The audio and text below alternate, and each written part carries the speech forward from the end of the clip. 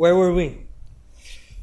Hospitality and tourism, karena bukan cuman kayak culture doang untuk kayak we have a strong culture. Yeah. Itu bukan validasi yang kuat untuk hanya buat tourism doang kan. Yeah. In my personal opinion, ya salah satu cara untuk kita terus melestarikan dan mentransformasikan seni budaya Nusantara adalah menciptakan industrinya, yaitu pariwisata. Bagaimana dunia luar bisa masuk dan mengerti dan mengapresiasi ternyata kita tuh sekaya ini, karena tanpa itu kita nggak tahu kalau seni budaya kita tuh sekompleks dan sekaya itu. If we try to take a different reference ya, kita bicara dari Indonesia, kita lihat Korea. Bagaimana Korea menciptakan satu industri yaitu entertainment. We know K-pop, ya kan? Bagi We know drakor sekarang. Drakor. Lo tahu gimana Korea kuat sekali di beauty industry. Itu cultural identity mereka. That's how they create an industry. Nah, itu something yang kita bisa pelajarin gitu, kayak ternyata mereka bisa mendapatkan power di dunia global with a very specific strategy. Nah, sekarang if I challenge you, Indonesia mau maju dari mana? Menurut lo? Kalau I challenge you, ya. I think kayak kalau gue sih setuju banget sih, kayak emang culture kita tuh emang something yang kayak ada sesuatu yang kita perlu banget explore. Jujur aja nih, kayak kalau ada orang yang nanya kayak pas di Kalimantan tuh ada apa aja sih, I don't know man, nggak tahu, sumpah bener-bener nggak tahu. So emang culture kita tuh, tapi yang menarik itu adalah walaupun apa ya, kita tuh negara yang sangat besar dan kita tuh terbagi, maksudnya kayak banyak banget budaya dan nggak pernah dieksplor gitu kan. So iya, so now that you mention yang tentang Korea gitu, misalnya kayak orang ngomongin Korea terus langsung berpikir kayak K-pop, drakor, beauty, segala-gala. Setuju sih, kayak kalau kita ngomong Indonesia dan kita pengen orang langsung associate Indonesia itu apa, semoga jawabannya bukan Bali, tapi jawabannya adalah culture atau kayak tourism, orang yang ramah. Exactly. Tapi sebenarnya kita juga sudah menuju ke sana nggak sih? Kalau kita lihat-lihat kayak video YouTube dan lain-lain, dan itu tanpa dorongan eksternal gitu loh, kayak orang luar kayak tiba-tiba iseng aja mau backpacking lah apa Indonesia, liburan murah gitu kan. Dan gue lihat juga pemerintah juga kayak there's news about Jokowi pengen ngeluarin 10 Bali yang baru. So I think it's also a way. But why do you think, kenapa sih tourism di kita itu masih belum sepopuler itu, di mana kita natural resources itu bagus, dan seperti yang tadi gue tanya, kayak hospitality kita itu bagus loh. Kayak lo kalau nanya, lo lihat di YouTube kayak orang luar nanya tentang Indonesia, what's the first impression they see Indonesian people? Ramah. Ramah tamah gak sih? Ramah cuy. Iya gak sih? Ramah tamah, sopan santun, gotong royong. Selalu senyum-senyum mulu lagi. Senyum-senyum. Even the facts man, fakta kalau kita punya jutaan orang hari ini itu jadi TKW di luar negeri, di Brunei, Singapura, Saudi Arabia, Hong Kong. The question is why kan? Kenapa sebanyak itu? Apakah kita negara yang suka ngirim pembantu? A lot of people see it that way. The way I see it, hospitality is in our blood. Serving is something that is in our blood, and if we can just take pride in it, masih dilihat seperti sesuatu yang buruk ya, padahal kita bisa mempergunakan itu dengan baik. Imagine all of that resources ditrain to have that high quality standard of services. Kebayang nggak? Orang datang ke Indonesia, unforgettable experience man. So yes, I do agree with you bahwa the direction is going there. Dan kenapa tadi lo tanya kenapa kita belum di situ ya? Karena satu, kita nggak pernah mengindustrialisasikan ini. Kita tahu alam kita indah, kita tahu seni budaya kita kaya, kita tahu manusianya ramah tamah dan sopan santun. Kalau kita ngelihat 3 fakta ini, industri yang cocok buat ini tuh apa? Pariwisata, alam indah, orangnya baik, seni budayanya kuat, banyak yang mereka bisa pelajarin di sini. We are the most diverse country man. Lo mau Islam ada, mau Christianity ada, mau Buddhis, mau Hindu, mau Catholic, Konghucu ada. Even people can travel for a spiritual experience. Nah, jadi I don't know, man. Do we want to compete with the world through technology? I don't know. Some people might have a different opinion. Do we want to compete with the world through education? I don't know. Do we want to compete with the world through our healthcare system? I don't know. Do we want to compete with the world through sports? I don't know. Jadi I think if we look at Korea, we look at China. Yeah. Gitu, how they focus on building their foundation as a manufacturer of the world. Mungkin mereka ngelihat ke diri mereka, what do you like to do? I like to work. That's all what I want to do. Ya udah, yang cocok buat orang yang suka kerja apa? Pabrik, kerja. Tapi menurut lu tuh ada yang salah, bukan yang salah ya, maksudnya kenapa sih I still don't have the answer to that again. Kenapa industri traveling kita tuh masih belum maju? Apakah budaya juga play important role? Karena from what I hear dulu, ada tuh kayak pembicaraan di mana yang kayak misalnya ada kan banyak untapped places di Indonesia. Say for example Ambon. I've been to Ambon dan itu indah banget. Ora Beach, semua itu indah. Ya mungkin salah satu yang terbelakang itu adalah pertama pasti infrastrukturnya ke sana jauh dan lama, memang.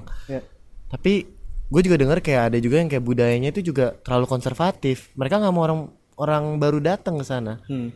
Is that something that of course you're aware of? Of course. Dan gimana kita traveling industri kita bisa maju kalau misalnya budaya kita masih strong dan tidak mau accept menerima orang-orang luar, apalagi orang luar negeri. Siapa lu gitu loh. Yes. That's why pada saat lu punya industri, lu punya rules and regulation. Kalau nggak ada industrinya, everyone can do whatever they want. Itu makanya mereka merasa terancam, masyarakat adat merasa terancam karena tiba-tiba ujuk-ujuk bule datang ke sini, they feel like, hey, what is this? Kenapa? Indonesia nggak pernah maju ke dunia untuk bilang we will be the tourism destination of the world.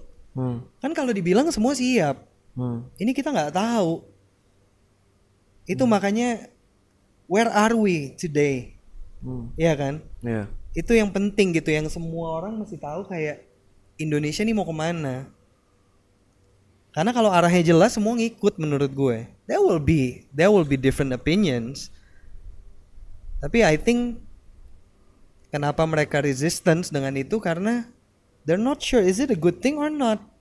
Oke. Iya kan? Ini bener gak sih buat gue? Nah itu. Kita transisi dikit kali ya. Jadi kita ngomongin itu kan tentang tadi tourism gitu. Jadi what you say that sebenarnya Indonesia itu sekarang lagi agak salah fokus branding gitu. Sebenarnya kita harusnya fokus branding ke pariwisata kita aja. I wouldn't say that. I don't know. I don't know. Cuman mungkin dulu tuh orang traveling tuh konsepnya menjelajah kan. Kayak adventure gitu. Sekarang tuh beda.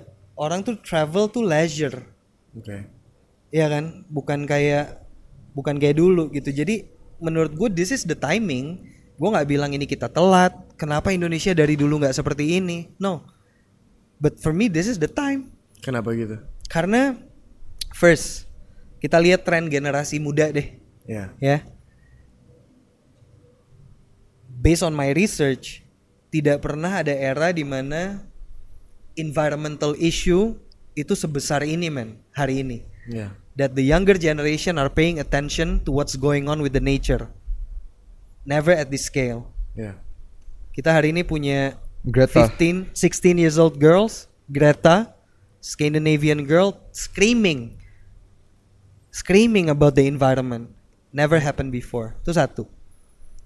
Kedua, mental issue.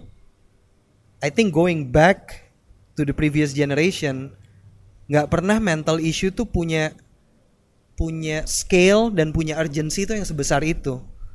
The younger generation are confused about what's going on internally and externally. Nah, if you question what are the solution of this environment sama personal and mental issue, people need to chill out, bro.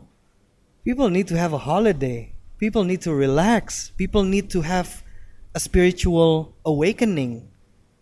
And I always see, Indonesia could be a destination for that. You can come here, you learn, and then you come back as a new individual. Dan dari situ kayaknya I saw that in your Instagram juga bahwa you also promote kembali berwisata. Dan kalau gue lihat juga dari Instagram kembali berwisata kan itu lebih emphasize seperti sustainable tourism. Mungkin gue juga sendiri awalnya bingung sustainable tourism itu apa. Karena sustainable dan tourism mungkin dua kata yang berbeda gitu nggak sih? Apa maksud sustainable tourism? Kayak sustainability kan kayak kita mikir soal ke associate sama apa? Sampah. Yeah, sih? plastik. Bukan sama tourism. Yeah. Kayak for me that platform gitu ya, kembali berwisata is a place for me to learn sih sebenarnya. I always have this interest about tourism kan. Okay. Tapi what kind of tourism? Ya kan, that's the big question mark. Nah makanya kembali berwisata ini lahir, gue mencoba menciptakan ruang untuk gue belajar. Karena kalau kita cuma fokus ke tourism doang, without thinking about the sustainable aspect of it, ngeri man. Lo udah lihat beberapa daerah di Indonesia yang alamnya bagus, tapi waste managementnya berantakan. Destinasinya bagus, tapi how they manage the community on the area nggak diatur. The economy is not growing. So, yeah, I mean kembali berwisata is about my personal learning process about how we can think about tourism as a primary industry, but make it a sustainable one. Not only cuman masalah sampah, tapi masalah the people, the economy, and the whole ecosystem of the tourism industry. So it's not going back again. Jadi what you're doing itu sebenarnya adalah di pariwisata ya, itu adalah mengiklankan kekuatan terbesar, strength terbesar dari Indonesia sekarang kan. Kalau kita kecilin scale-nya lagi ya, kita kecilin skalanya lagi lah. Mungkin untuk kayak sekarang kan lagi zaman nih kayak COVID gini-gini kan ada yang banyak bikin bisnis-bisnis baru gitu kan. Jadi kalau untuk kalau kita menganalogikan gitu Indonesia sebagai bisnis dan produknya adalah pariwisata gitu kan. Kalau untuk kayak kita skala kecilkan jadi bisnis gitu, apa aja sih tips-tips yang kayak untuk nge-marketing gitu, ngiklanin lagi kita sebagai kita biar kita bisa get that edge. Kayak tadi kan analogi ke Indonesia biar bisa ngalahin superpower yang lain gimana. Kalau untuk kayak kita skala kecilkan lagi ke produk-produk itu gimana cerita? I think what's important is really to think about creating a product atau creating a story that a people from outside Indonesia will appreciate. Kadang-kadang kita tuh stuck trying to create something so our friends will understand. Yeah. Ini yang terjadi usually at the beginning of your career. You try to prove something to your friends. Dan gue selalu mikir kayak apa yang gue bikin nih orang luar tuh harus appreciate. Karena that's what I learned about the European, about the American. They create something for the world. They don't create something for themselves. Nah, pattern itu yang gue coba pelajarin. Jadi gimana caranya kita mau bikin sesuatu nggak cuman mikirin buat target market yang kecil, tapi pikirin kayak ini orang luar bakal apresiasi apa enggak sih? Aim high dari awal ya. Yes. Dan tapi makanya the only reference yang udah nggak mungkin orang luar bikin, yaitu ngambil inspirasi dari seni budaya kita. Karena udah pasti mereka nggak bisa copy. Nah sekarang problemnya, sekarang kadang-kadang problemnya banyak yang jago-jagoan referensi.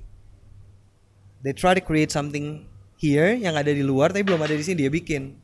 Nah, nothing special about that. Tapi creating something that the outside world will appreciate, itu yang menurut gue penting.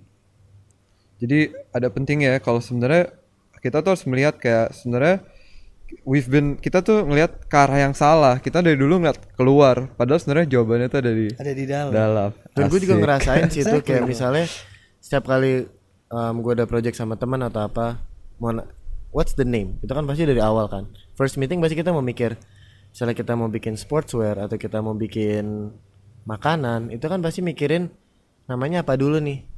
Dan gue nggak bisa pungkiri juga kebanyakan dari kita pasti ngeliat, oh bahasa Latinnya ini apa, bahasa whatever kayak Yunani ini apa, pasti dari luar. Dan actually with one of my projects kemarin itu interestingly temen gue tuh bilang di grup kayak bahasa Indonesia tuh banyak yang punah loh, mau punah. Kenapa kita nggak ngeliat dari dalam aja sih? Banyak loh yang indah juga bahasa Indonesia gitu loh.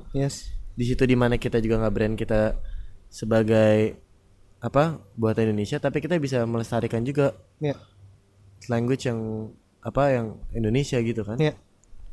Karena apa ada fakta menarik ya, ada fakta menarik soal masyarakat Nusantara yang gue pernah diceritain sama temen gue tuh, itu kena banget gue. Dia bilang, Nan, Indonesia tuh sepecah itu loh. Gue kayak I know, but tell me more. Be more specific, pecahnya di mana? Dia bilang ada 2 hal. Dia bilang kita bicara soal kain deh.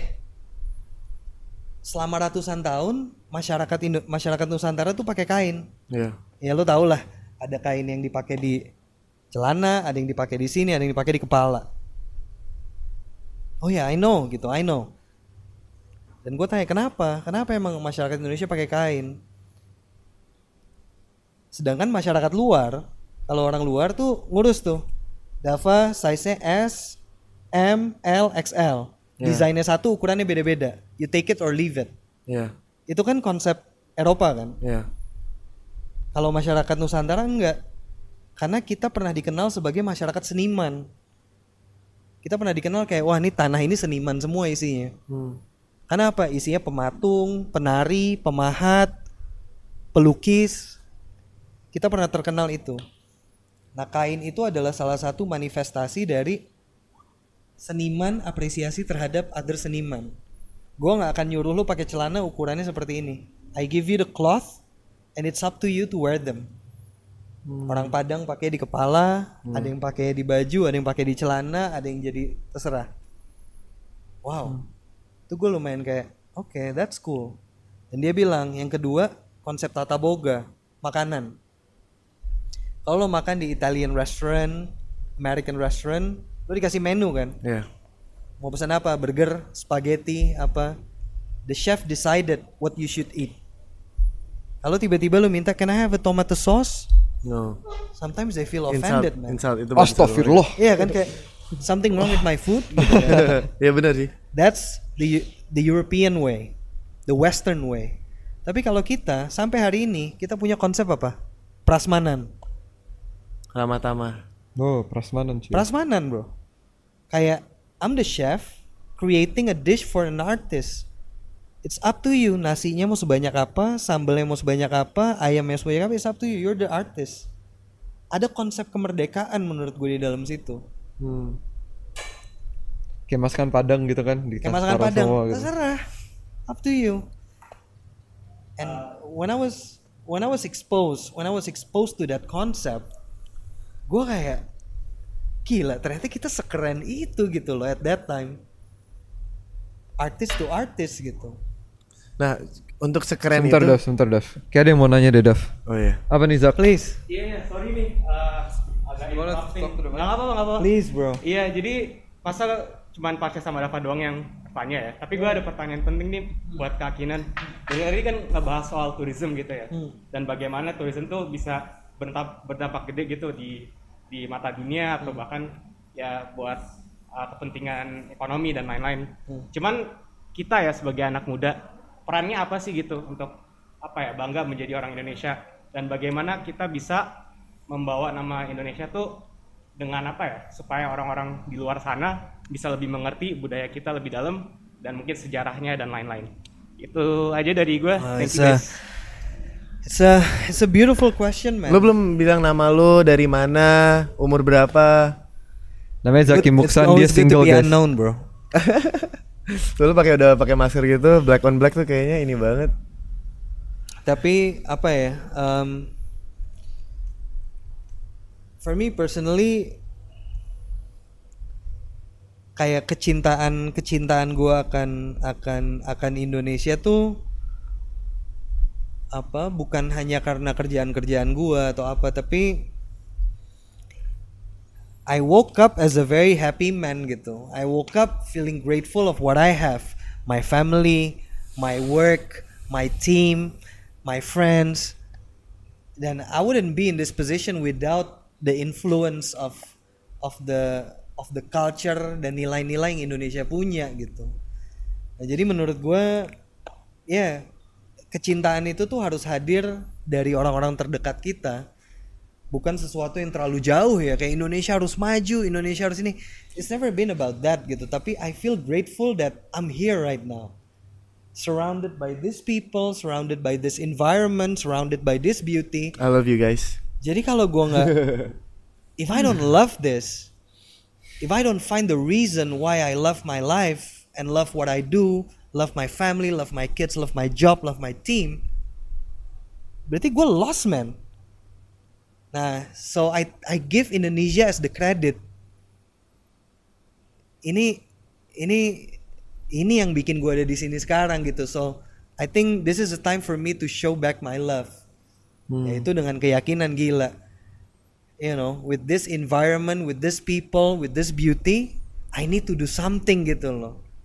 So other people can come and experience this. Ya makanya dan that's why tourism happen gitu. And I think a lot of people will have a different manifestation of this thinking, ya kan? Tapi apa yang penting banget menurut gue, kecintaan itu harus dibangun, ya kan? So yeah, that's my answer, man. Thank you, udah terjawab kok. Yes. Let me guess, Padang? Jawa. Damn. Mungkin bukan master ya. Jawa. Yeah. Jawa. Hey, guess where I'm from. Which part of Indonesia I came from? Londo. No, really, guess. Sunda. Somewhere Jawa tapi nggak tahu. Jawa. Sama Banjar. Hah? Banjar where? Cuman berdasarkan Riset. Guess.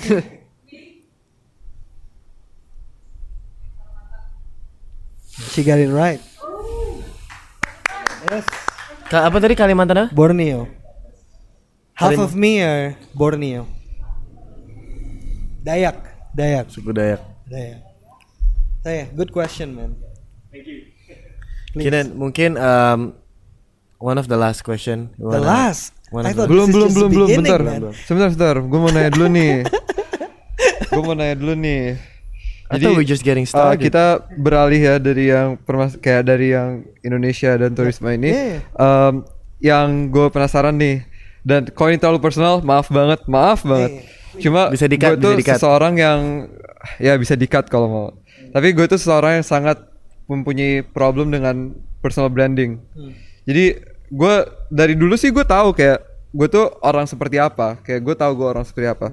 Tapi gue nggak pernah yakin nih kayak orang itu melihat gue dengan cara yang sama gue pandang diri gue nggak, gitu kan? Dan menurut gue personal branding itu sesuatu yang sangat penting untuk kita bisa membangun koneksi, kita mau bekerja, networking dan lain-lain itu kayak misalnya kayak kita daftar kerja aja orang kan ngeliat nih, ini orang kayak gimana. Sekarang kan udah di stok Instagramnya dan lain-lain gitu kan. Mungkin bagi dong tips dari Kinan karena you've done a really good job. Sekarang kan orang-orang tahu Kinan Pierce sebagai Kinan Pierce yang dulunya maaf banget tapi jujur kayak Kinan Pierce itu kakaknya Pevita Pierce ya atau kayak mantannya seseorang ya gitu kan. Kayak how did you overlap that image dan akhirnya membangun kayak image sendiri kayak gue itu Kinan Pierce, gue itu Stoic Trisula. Karena mungkin ini beberapa relevan juga untuk beberapa dari kita yang also living under the shadow. Mungkin ada juga yang kayak bapaknya seseorang, mantannya seseorang ya, bapaknya seseorang atau apa, dan we have to like show ourselves that we can be better than our parents gitu. Dan ini bukan hanya untuk misalnya pacar seseorang atau apa, kayak keluarga itu kan juga pasti play important. And I do talk to my friend yang dari keluarga itu tuh juga it's of course a pressure, apalagi berlulus kuliah dan kita mau kerja, dan I think that's why I wouldn't really want to know about personal branding. And there's two things that you need to strongly differentiate. What is a brand and what is branding? A lot of people get confused with this. Yeah. branding is something what people see from the outside. Dava, it's the way you dress, it's the shoe you wear, it's the way you talk. That's branding. Yeah? Brand is something that you talk to yourself in the morning. Something that you see yourself in the mirror, who I am. That's a brand. Today, a lot of people focusing on the branding. Gue pengen dilihat di luar tuh seperti apa, but they don't know shit about themselves. Yeah. Ini yang jadi masalah. They're focusing on the branding. Fokusnya di luar nih. The brand, baju yang mereka pakai, cara ngomongnya, who I am. But they never focus on what's the inside. So my biggest suggestion, in order for you to do branding, you need to build a brand. Lo mesti ngedefine who you are. Dari situ lo tahu lo cara ngomongnya gimana, pakai bajunya kayak gimana. Jangan sampai lo fokus pakai bajunya bagaimana, cara ngomongnya gimana, tapi lo pulang kayak battling. Who the fuck am I? Jadi harus tahu diri kita sendiri dulu. Harus ngomong sama diri sendiri dulu. Who am I? What I wanna do? Tapi kan masih ada faktor yang kayak kita harus tetap mengalahkan persepsi luar gitu loh. Kayak going back kayak I think kayak to be honest kayak Kinan itu contoh yang sangat perfect untuk soal ini. Karena dari awal yang kayak awalnya yang tadi yang as I said kan kayak kakaknya seseorang, mantan seseorang, tapi mengalahkan itu mungkin di saat orang-orang bilang kayak oh ya Kinan Pierce gue tahu tuh dia kakaknya Pevita kan gitu kan. Tapi kan mungkin you already know your brand. Tapi gimana akhirnya kita bisa mengalahkan itu loh kayak image yang di luar itu tuh gimana? Iya. Pasti kan it was a struggle at first, maybe I don't know. Of course. Tapi again, it goes back to what my mom said gitu. What problem do you wanna solve? Gitu. Jadi gue nggak fokus ke situ ya. I'm focus about gue mau ngapain nih. Masalah apa yang mau gue solve dalam hidup gue, dan itu bisa jadi apa yang gue pegang for a very long time. Jadi I never focus on switching who I am before to who I am right now. It's never been my goal. My goal is to find something that I believe, and I keep going and I keep pushing. Karena pada saat itu pun I was doing something that I believe. You know what I mean? It's not a battle gitu. It's just like, you know, I woke up today, this is what I want to do. I'm focusing on that. Jadi kita ikutin aja apapun yang kita ikutin itu. Aja, man. I put an ink on my hand here that says live gratefully. Tapi apakah sesuatu that would take time? Would you say that? Karena awalnya that's deep right there. That's personal right there. Like how long am I handling this? sorry. Sampai kapan ya orang-orang bilang gue mantannya? Maksud gue tuh adalah yang kayak apa ya? I think living in a shadow itu mungkin beberapa dari anak muda itu kan is a struggle for us. Dan dimana kita harus selalu look better in front of them. Damn bro, you takes me back to something that I say 4 years ago, man. Ini gue cuma bilang sama lo nih. Waduh, berarti cuma ketujuan kamu. Ketujuan. I said this I think 3-4 years ago. And it's still relevant, but I'm gonna tell it again. Sometimes in order for you to experience the best life, you need to create a shark behind you. You know, imagine lo lagi di laut, harus ada hiu di belakang lo. Why? Supaya lo terus berenang. Yeah. It's not too big that it will eat you, and it's not too small that will make you chill. It's just big enough to keep you running. And sometimes that shark can be someone very close to you. It could be your parents, it could be your girlfriend, it could be your ex. It's just big enough to keep you running. But make sure they are not too big that they will eat you. They're not too small to keep you chill. So always create a shark behind you. Right. So who's your shark? At that time, the things that you said. The closest person behind me was actually the shark. That motivates me to create my own ocean. Asik. So yeah. Asik. Itu di koto buat judul lah. Kalau Dava, sharknya siapa Dav? Coba jawab dong satu dong. Sharknya Dava. Kinan coba tanya Dava deh. Mungkin dia bakal jawab. Who's your shark, bro? Who's my shark? Who's your shark, Dov? Nggak usah lama deh. I think ready, bro. Yeah, I think my shark has always been, of course, the people. Her. Huh? Ya pastinya juga seseorang yang kita pasti pernah sangat dekat kan. Of course our parents, and mungkin You should be a politician, Dava. ya gak? Diplomatis banget gue ya. Ya pasti seseorang yang kita pernah dekat gitu loh. Bisa itu mantan kita atau orang tua kita, karena Mantan kita ya. Got it on cam, bro? Damn. Ya pasti it keeps me running gitu loh. Cuman pasti kan sebelumnya itu kan karena kita waktu itu kan. Dava, one question. Hai. Mampus. Mampus. I never asked a question. Iya, enggak apa-apa. Go. Well, no, it's a podcast, it's a Okay. discussion kan. Okay. What is your biggest regret? Hah? Biggest regret. Gak tahu, kalau gue sih nontonnya dari ini apa? Yang apa sih, No Regrets sih? Apaan sih? Nggak lucu. My biggest regret. Let me think. Give me a moment. Just give me a moment. Ya nanti lo ya. Ya, Habisin gampang. Mungkin salah satunya adalah going to high school abroad in going to Singapore when I was in high school gitu. Menurut gue salah satu hal yang paling, in my opinion, being di luar terlalu lama dan gue sebagai anak tunggal, itu I do feel quite disconnected with my parents gitu. And of course, family is the most important thing for us, dan yang was always love you unconditionally.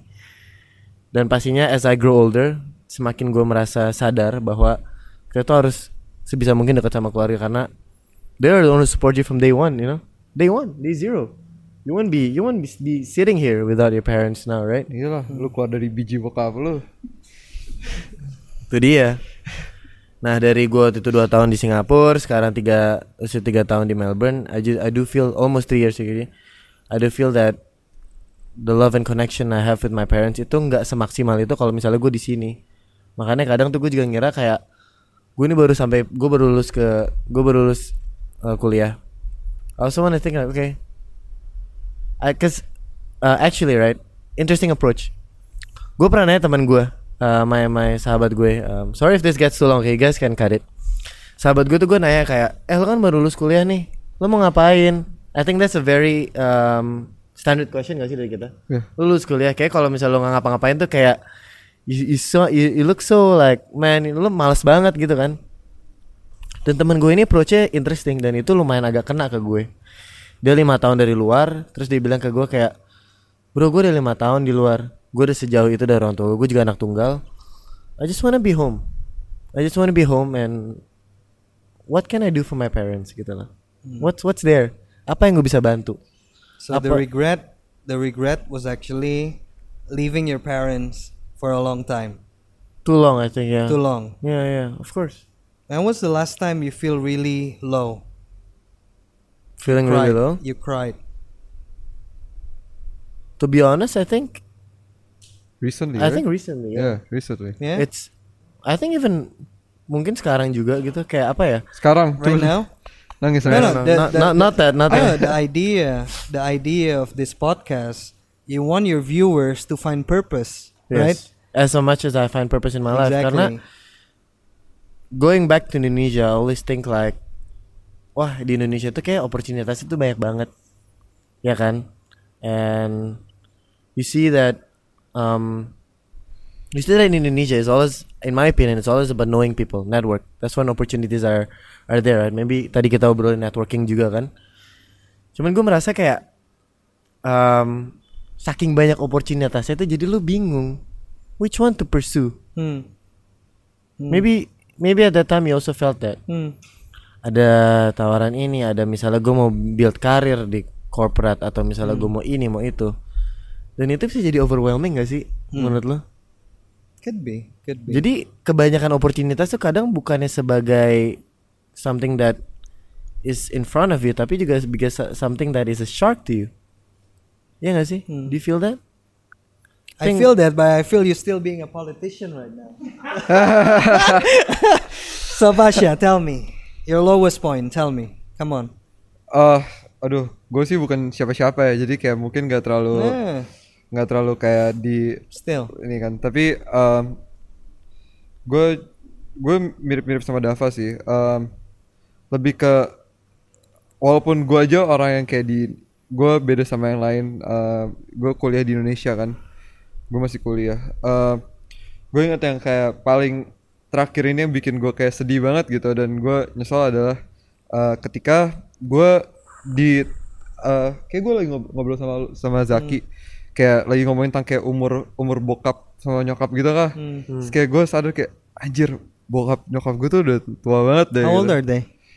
My dad is 60 57 Hostnya berubah nih sekarang. 63 gitu. My mom 50 mau 50. Terus kayak I remember kayak gue sedih aja karena kayak gue take it for granted gitu loh.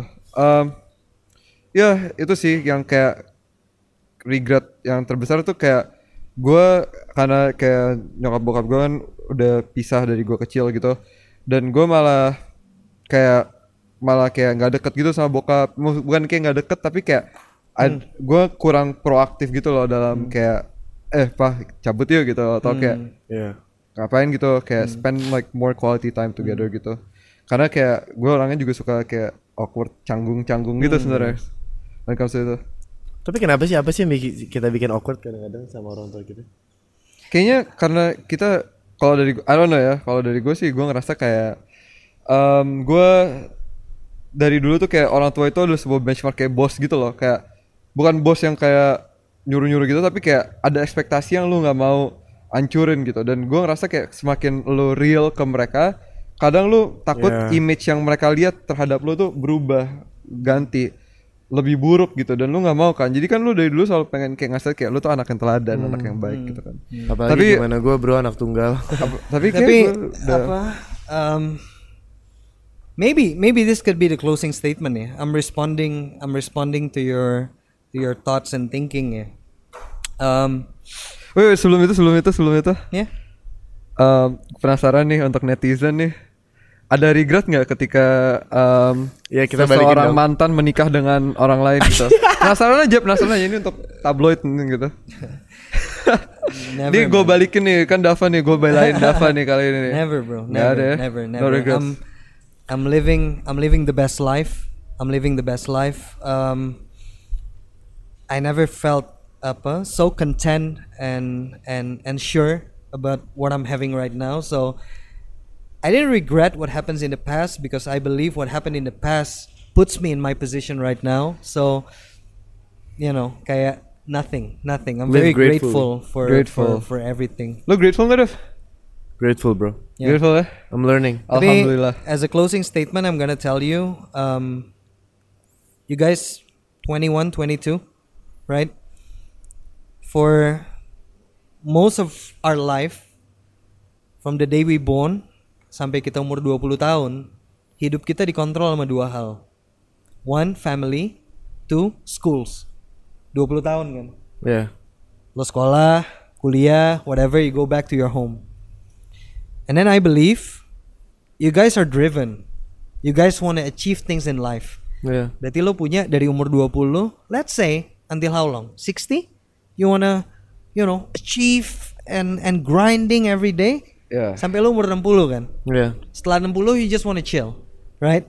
You wanna have your beautiful house, make time with your grandchildren and everything. So let's say 60 above is about enjoying life. Yeah. So you have 20 until 60. How long is that? 40 years. 40 years. Think about it. It seems like a long time, right? 40 tahun. Oh, masih banyak. A lot of time to make mistake, a lot of space to experience thing. But dari 40 tahun itu, you cut 7 to 8 hours every day, you go to sleep. Boom. Nothing happened. No decision are made. Pas lu tidur kan 8 jam nothing happen kan? Yeah. So you cut that. And then you have weekends, you have party, you have long weekend. You feel like one day I don't want to do anything. I counted that. Gue hitungin man itu. It cut almost half of your life. Jadi dari 40 tahun productive years, you only have 20 years of actually making decision that will put you in certain position in life. And then I woke up, I realized I'm 22 fucking years old, man. And I feel like it was just in a blink of an eye. So one day we will wake up 60 years old and felt everything just happened so fast. So since then, since I get that understanding about time, I start making big decision in my life. Every day I make big decision. And since then, life become more easy. Karena life is tough when you don't make decision. Life is tough when you're stagnant. But life is easy when you start making decision every day. And no regret, man. So, Tujuan, thank you for having me, man. Thank you, Kinan. Mungkin one of the closing statement gak jangan sampai hilang lagi ya ini SD cardnya. Jangan sampai di-shoot lagi cuy. Thank you Kinan. Thank you so much. Man, they got deep at some point, bro.